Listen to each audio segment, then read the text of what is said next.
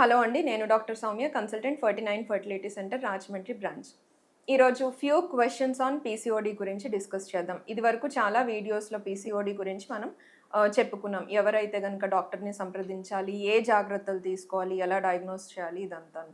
ఇప్పుడు మళ్ళీను ఒక few questions రూపంలో అసలేంటి పీసీఓడీ అన్నది తెలుసుకుందాం. First and foremost thing, all PCOD irregular periods ఉన్న వాళ్ళందరికీ పీసీఓడీ ఉన్నట్టా అంటే నో. ఫస్ట్ క్వెషన్‌కి ఆన్సర్ నో అండి. ఇర్రెగ్యులర్ పీరియడ్స్ ఉన్నంత మాత్రాన వాళ్ళకి పీసీఓడీ ఉంది అని అర్థం కాదు. ఎవరైతే టీనేజ్‌లో ఉన్న అమ్మాయిలు ఉంటారో వాళ్ళకి పీరియడ్స్ ఇర్రెగ్యులర్‌గా ఉండడంతో పాటుగా వెయిట్ గెయిన్ ఉందా? లేదు అనంటే ఎక్సెసివ్ ఫేషియల్ హెయిర్ వస్తుందా? ఎక్కువగా పింపుల్, యాక్నీ ఇవన్నీ డెవలప్ అవుతున్నాయా? లేదు అనంటే నేప్ ఆఫ్ ద నెక్‌లో పిగ్మెంటేషన్ ఉండడము ఇటువంటివన్నీ ఉన్నాయా చూసుకోండి. పీరియడ్స్ ఒకవేళ మోర్ దాన్ 2-3 మంత్స్ డ్యూరేషన్ గ్యాప్‌లో గనక వస్తున్నట్లయితే గనక ఒక basic ultrasound, abdominal ultrasound doctor దగ్గరికి వెళ్లి చేపించుకోండి సరిపోతుంది. థైరాయిడ్ ఒక్కటి చెక్ చేసుకోండి. టీనేజ్‌లో ఇర్రెగ్యులర్ పీరియడ్స్ అనేది సహజం. వెరీ ఎర్లీ మెనార్‌కి దగ్గరలో కూడాను ఇర్రెగ్యులర్ అనేది సహజం. దానికోసం ఏవైనా పిల్స్ యూజ్ చేయడం, పీరియడ్స్ రెగ్యులర్‌గా రావడానికి హార్మోన్ టాబ్లెట్స్ ఎక్కువగా తీసుకోవడం గూడా అడ్వైజబుల్ కాదు. నెక్స్ట్ ఏంటి అనంటే పీసీఓడీ ఉన్న వాళ్ళందరూను పీరియడ్స్ రెగ్యులర్‌గా రావడానికి 21 డే టాబ్లెట్స్ కానీ, 28 డే టాబ్లెట్స్ కానీ యూజ్ చేయాలా? లేదండి అగైన్ నో.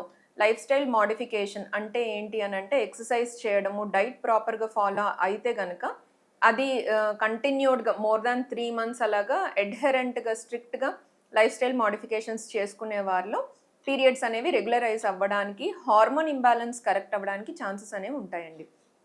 అట్‌లీస్ట్ ఒక 4-5 కేజెస్ వెయిట్ లాస్ అయినా గానీ, పీరియడ్స్ అనేవి రెగ్యులరైజ్ అవుతాయి. లోపలున్న హార్మోనల్ ఇంబాలెన్స్ అన్నది కరెక్ట్ అవుతుందనమాట. సో, గ్రాడ్యుయల్‌గా పీరియడ్స్ రెగ్యులరైజ్ అనేవి జరుగుతుంది.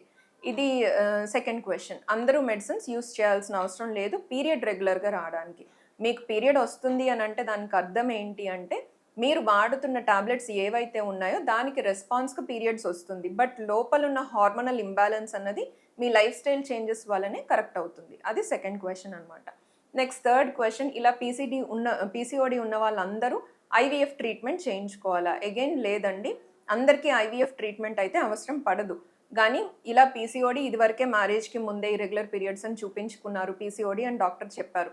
అటువంటి వారు ఏం చేస్తారు అంటే జస్ట్ బిఫోర్ మ్యారేజ్ ప్లాన్ చేసుకుంటున్నప్పుడే ఈ చెప్పిన లైఫ్ స్టైల్ మోడిఫికేషన్స్ అన్నీ చేస్తూ పీరియడ్ ఏమైనా రెగ్యులర్ అవుతుందా లేదా అన్నది చెక్ చేసుకుంటారు. రెగ్యులర్ అవ్వట్లేదు అని అంటే కనుక పోస్ట్ మ్యారేజ్ ఒక్కసారి ఒక స్కాన్ చేయించుకుని అసలు వీళ్ళకి ఫాలిక్యులర్ స్టడీ అంటే న్యాచురల్‌గా ఎగ్ సెలెక్షన్ డామినెంట్ ఫాలికల్ అన్నది వస్తుందా లేదా అన్నది జస్ట్ చూసుకోండి. మనకి టీఐ సైకిల్స్ అంటాం. లేదు అనంటే జస్ట్ చిన్న టాబ్లెట్స్‌తో ఎగ్ గ్రో అయ్యి రిలీజ్ అవ్వడానికి మెడిసిన్స్ ఇస్తారు. ఆ ద్వారాగా నియర్ న్యాచురల్ పద్ధతిలో ఓవ్యులేషన్ ఇండక్షన్ అని అంటాము. అండ్ ఫాలిక్యులర్ స్టడీ చేసుకొని కూడా ప్రెగ్నెంట్ అవ్వచ్చు. అందరికీ ఐవీఎఫ్ అవసరం అయితే పడదు పీసీఓడీ ఉన్న వాళ్ళలో. నెక్స్ట్ ఇంకొక క్వెషన్ ఏంటి అంటే పీసీఓడీ ఉన్న వాళ్ళందరూను ఓవేరియన్ డ్రిల్లింగ్, లాప్రోస్కోపీ చేయించుకోవాలా? అగైన్ దీనికి ఆన్సర్ అనేది నో అండి. అందరికీను ఓవేరియన్ డ్రిల్లింగ్ అన్నది అవసరం పడదు. ఓన్లీ ఎక్కువగా ఏఎంహెచ్ వాల్యూస్ బాగా ఎక్కువగా ఉన్నాయి, పీరియడ్స్ బాగా ఇర్రెగ్యులర్‌గా ఉన్నాయి, వాళ్ళలో ఆండ్రోజెన్ ఫీచర్స్ బాగా ఎక్కువగా ఉన్నాయి, హిర్సుటిజం ఉంది, ఎల్‌హెచ్ వాల్యూస్ బాగా ఎక్కువున్నాయి. ఇటువంటి వారిలో మాత్రమే పీసీఓడీ డ్రిల్లింగ్ అన్నది మీ డాక్టర్ చాయిస్ చేస్తారు. అది అందరూ అయితే డ్రిల్లింగ్ చేయించుకోవాల్సిన అవసరం ఉండదు. స్ట్రోమా ఒకవేళ బాగా థిక్‌గా ఉన్నా స్కాన్ చేసుకొని మీ డాక్టర్ డిసైడ్ అవుతారు.